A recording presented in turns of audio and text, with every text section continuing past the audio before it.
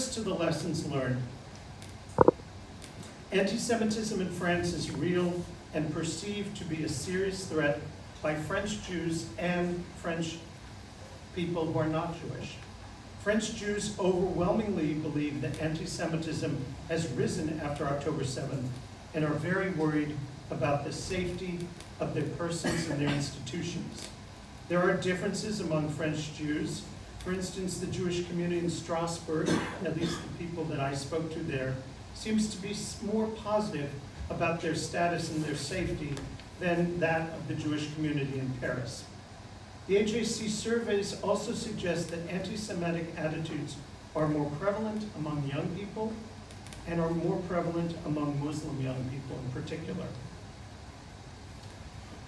Second, there is little connection between the Jewish and Muslim communities on an ongoing basis in France, other than informal conversation and contact.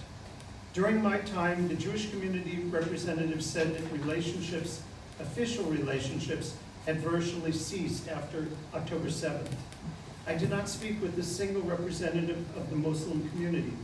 I was told that imams generally relate to a country of origin and their actions are determined by the country's policy towards Israel. To contextualize, the Muslim community in France does not seem to have a well-developed network of civic and or business organizations. AJC survey data is that French Muslims do believe that they are discriminated against significantly.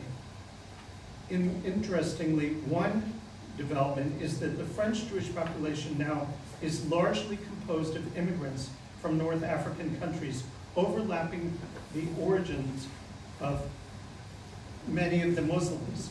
The commonality of this immigrant experience could be more frequently and I think profitably discussed. I visited the Immigration Museum and I thought that was a notable example of such an effort. Third, public schools in France have been increasingly segregated by religion, as Jewish students either move out of certain areas or choose to go to Jewish schools. I heard that many Jewish parents were sending their children to go to Jewish schools or were moving from areas such as Saint-Denis with more religiously diverse communities. Though there are not good statistics on this, other French Jews also spoke of the increased aliyah to Israel, as well as the internal aliyah within Paris primarily, to certain neighborhoods. Why does this matter? If young people are not meeting each other in schools, then it is easier for them to have misapprehensions or misconceptions about people from other backgrounds. One way to think about this is to think about the role of public school curricula that might focus on the social history of religious groups. Now, clearly, we need to be careful about laïcité here. What I heard from some is that the Jewish experience in France is mentioned primarily in the context of the Shoah. I will say that I'm really pleased to see representatives from Espoir 18 here today, a group that I visited and spent time with, who are working on in-person contacts, in-person exchanges between non-Jewish students and Jewish students, and learning more about the Jewish history. I think that this area of in-person exchanges is something for us to work on together. Fourth, universities in France have varying approaches to Jewish students and Jewish studies. I did hear of some efforts to increase curricular offerings that spoke about Jewish history in France or the Middle East conflict. My sense is that there more remains to be done, particularly if one believes, as I do, that curricula can increase understanding. Within universities, there have been varying approaches to anti-Semitism and or ostracism directed against Jewish students, including, for instance, instances where Jewish-sounding names were shunned or excluded from WhatsApp groups. University administrators have been encouraged to take clear action against unlawful bullying or hate speech. This behavior appears to have escalated in the wake of 10/7 and the Gaza conflict, and perhaps has diminished more recently. There still does appear to be significant concern in this area, but there is variation, both in terms of administrators and student activities.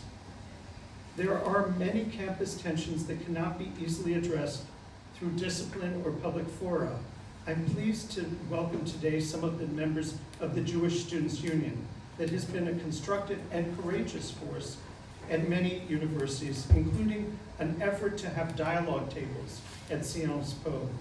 On the concerning side, I did hear that the Jewish Students' Union no longer is really welcome in the consortium of social justice students. Social media, including international sources, continues to be a significant source of information for young people, both in secondary and higher education. The ban on cell phones being debated may minimize use during the school day, but of course the messaging will continue outside school hours. At least my experience in the United States suggests that social media is the primary way that young people get their information. Now, France does encourage reporting to the EU for impermissible speech under the Digital Services Act, but this system of reporting and working with media companies is still being developed. And the United States, relying on free speech, has not adopted this legislation, so its effect may be limited. So here are some of the lessons I've learned, and here are some of the thoughts and recommendations I have.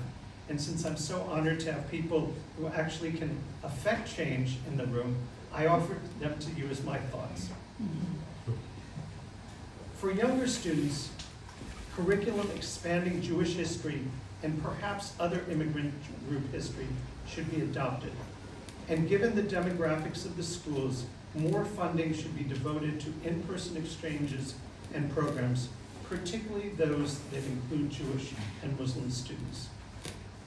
Second, for universities, broader curricula should also be adopted, and faculty and administrators should continue to work with student groups to find constructive ways for dialogue. This work can be very difficult and is often campus-specific, different cultures, different student bodies, different leaders, etc. And third, and this is perhaps the most difficult to really think about implementing, serious thought should be given to creating social media that will portray the range of Jewish experience and people in France, and perhaps could address the complexity and the history of the Middle East conflict. To the portrayals of Jews in France, it would be worth partnering with Muslims and other groups to convey an inclusive message spanning ethnicities, religions, and backgrounds. Given the degree to which social media influences younger generations, it is imperative that we not surrender the social media platforms to negative anti-Semitic or racist messages. I would add also that part of this social media challenge is to work, and I think this should be done both in secondary and higher education. We should be thinking about educating people on how to evaluate the content of social media.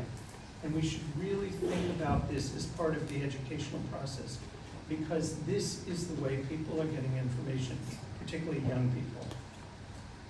Finally, let me just say that in all these tasks, clearly transatlantic efforts are implicated. Social media travel. I talked to Professor Aluz early in my time here, who talked about how social media travels, how student groups coordinate across the Atlantic. And so I think it's very important that we who are trying to address gaps in information or disinformation should collaborate. And I think there may be people here from social media platforms, but if not, I know that this is something that is very much on our mind.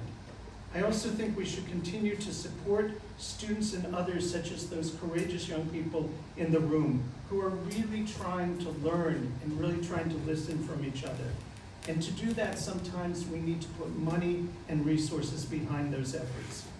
And finally, I do think that curriculum should be encouraged with allies on the ground who will take it and transform it into meaningful experiences, again, both in secondary and higher education. I am continuing to work on this project. Sarah has tolerated my energy and enthusiasm for this. And if any of you in the room has ideas for me to meet people, I'm very open. My French is rudimentary, but I know that with the help of you all, we can make progress, and I offer myself as a resource to anyone who might wish to join me in this. And thank you all so much for being here.